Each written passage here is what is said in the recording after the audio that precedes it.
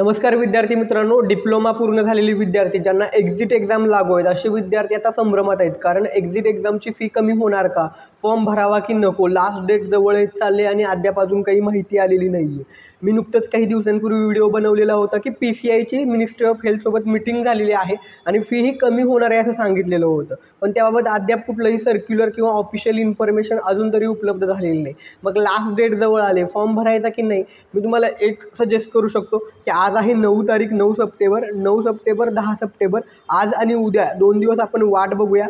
11 तारखेला दुपारपर्यंत जर फीबाबत त्यांच्याकडून कुठलंही नोटिफिकेशन आलं नाही तर त्या ठिकाणी तुम्हाला मग फॉर्म हा भरलाच पाहिजे.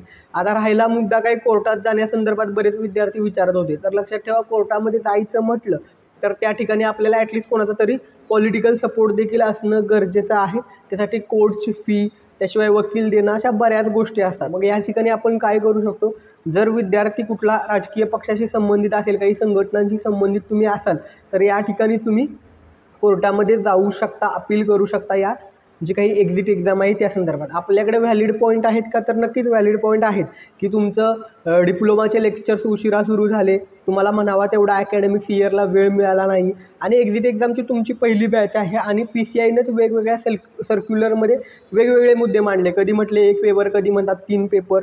तर हा संभ्रम PCIने केला आहे. त्यामुळे त्या संदर्भात कोर्टात जायची जर तयारी असेल तर ते देखील आपण जाऊ शकतो. पण त्यासाठी मात्र तुम्हाला काहीतरी अखिल भारतीय विद्यार्थी परिषद किंवा काही राजकीय संघटनांचा सपोर्ट लागेल. कारण त्यांचे स्वतःचे वकील असतात, जे काही एक्सपर्ट वकील आहेत ते आहेत. तर यामुळं तुम्ही विद्यार्थी संघटनांशी संपर्क साधून कोर्टात जाण्यासंदर्भात जर काही विचार करत असाल तर त्याबाबत बघावं लागेल.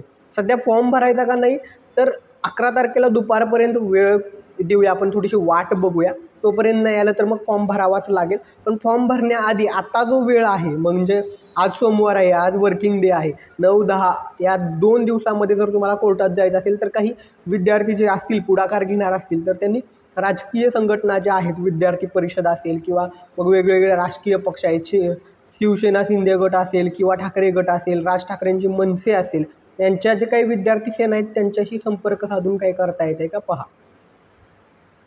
तर इतकंच मी सध्या सांगेल की तुम्हाला थोडंसं वेट करा 2 दिवस आणि ह्या मिळालेल्या वेळामध्ये जर तुम्हाला अपील करायचं असेल, कोर्टामध्ये जायचं असेल तर त्यासाठी या राजकीय ज्या काही संघटना आहेत त्यांची मदत घेता आली तर पाहूया. तर यासाठी मी खाली काही ईमेल मागच्या वेळेस दिलेले होते, त्यावर तुम्ही ईमेल केले असेल अशी आशा आहे. आणि ट्विटरवरती ॲक्टिव्ह व्हा.